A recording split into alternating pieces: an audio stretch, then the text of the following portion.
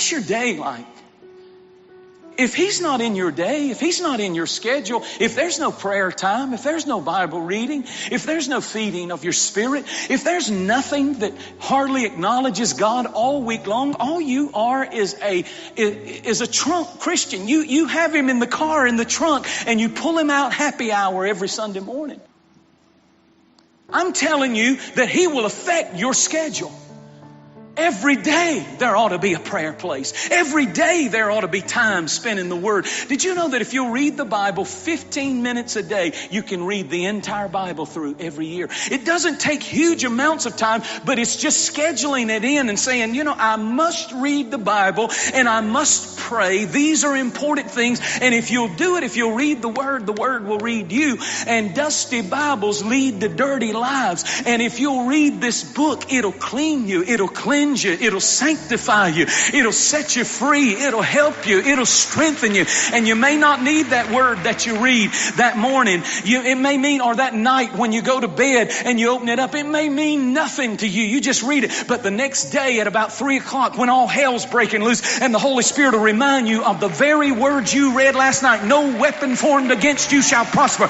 And suddenly a confidence comes because you've had Him in your schedule. When you wake up in the morning, don't have a prayer list.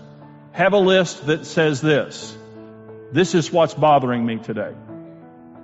Have you ever tried to pray and your mind wanders? You know what your mind is wandering to? What you really ought to be praying about. And your mind is wandering at this anxious thought about money or something, and you're trying to be religious and pray these nice prayers. You'll either pray or you're worried. And your old worry list is your new prayer list.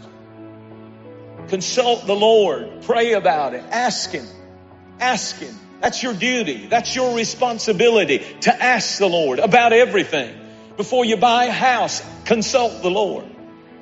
Pray about it. I don't want anything that He doesn't want me to have. I know that what He gives me, He will maintain. He will take care of. I don't want it to become a problem because I didn't consult the Lord. That's why it's so important just to, maybe at the beginning of the morning, to spend some time in worship. Spend some time in your car saying, God, today I consult the counsel of the Lord. And I don't know what I'm going to face, but I just ask you to give me wisdom. And I just ask you to make me spiritual today. And I just ask you to wake up my spirit and my ear to hear, because I really don't want to lean on my own understanding, but in all my ways I acknowledge you, and you will direct my path. Delights God when we stop long enough to say, I need guidance from the Lord. It delights Him. He said, I'm your shepherd. And I love it when you ask me to lead you. So often we think, well, Lord, I can come and pray about the big things in life. You know I can take care of the little things in life. Oh, no. Pray about everything. In fact, when you have your devotional time in the morning, and I hope that you do, pray about the whole day. Just take your calendar and just go through the whole day. Pray about everything. And the Lord will give you guidance. What do you do when trouble comes? Do you turn to a bottle? Do you turn to a pill? Do you turn to screaming? Do you turn to anger? Do you turn to depression? Do you turn to fear and worry and anxiety?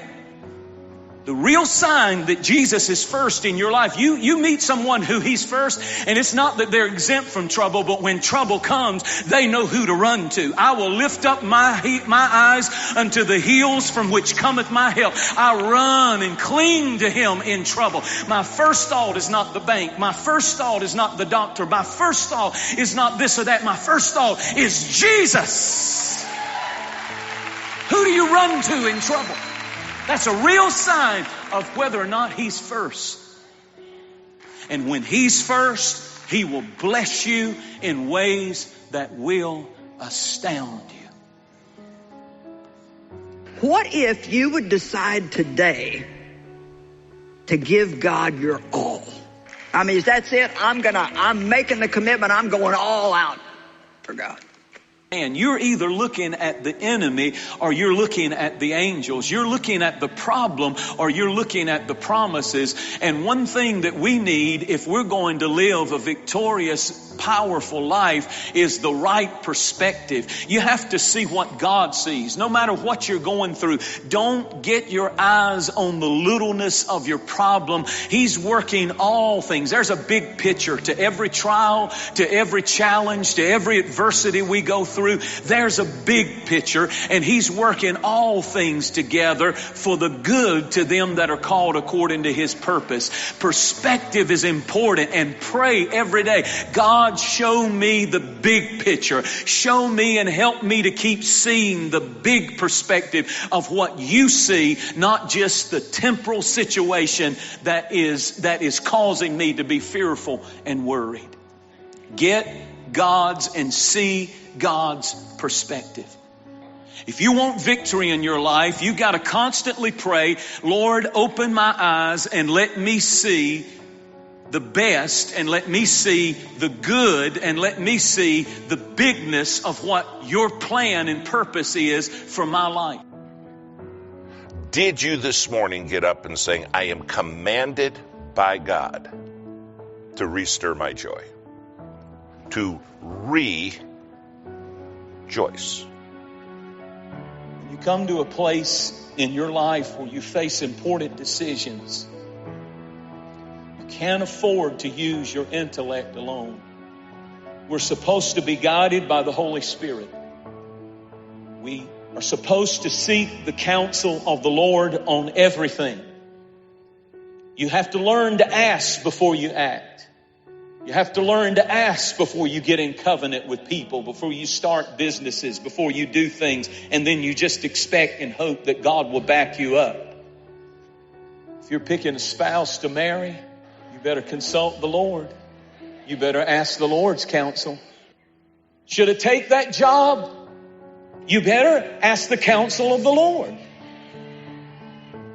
And this sounds so silly, but I'm amazed at how prayerless we become. I'm amazed at how many, even in my life, how many decisions I make and I haven't even asked the counsel of the Lord. And the Lord said, no, you can't afford to be making intellectual decisions because you think you know everything. I need you. I wait on you to wait on me. And you don't just rely on your intellect, even though God gives us intellect to make wise decisions. But it's kind of ego, and it's kind of proudful to not pray about it. Pray about it. If you will seek His counsel, God already has a solution. If you will seek His counsel, God already has a procedure. There's an unseen hand that wants to guide our lives. And I wonder if most of the problems that we face could not be solved and we wouldn't get in them. But we did not consult the Lord. If you've got a prayer place, if you don't have one, get one. Because when you go there, that is holy ground, and God knows that you're very praying. In other words, you're saying, this is so important that I'm coming and I'm waiting. I'm not telling you what to do, nor am I asking you for anything. I'm waiting on you. When we stop working, God starts working. When we stop working, God starts working. When we stop working, God starts working.